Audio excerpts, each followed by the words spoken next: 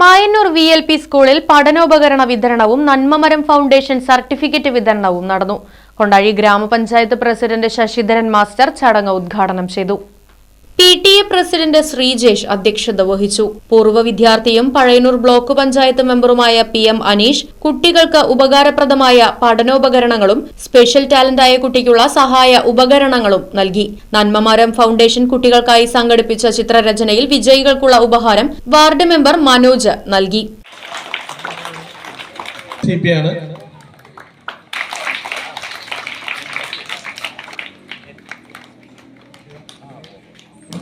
ടീമായ ദീപമാഷ ഉൾപ്പെടുന്ന നല്ലൊരു ടീമാണ് ഇവിടെ ഉള്ളത്.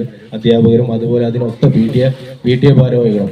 എന്തായാലും ശ്രീജേഷ് വളരെ നല്ലൊരു PTA പ്രസിഡന്റാണ്.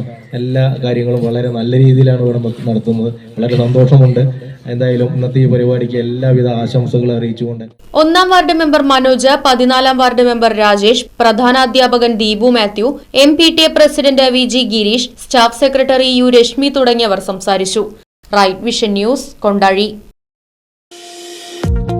വാഹനങ്ങളുടെ പുക പരിശോധന നടത്തി പരിസ്ഥിതിയെ സംരക്ഷിക്കാം.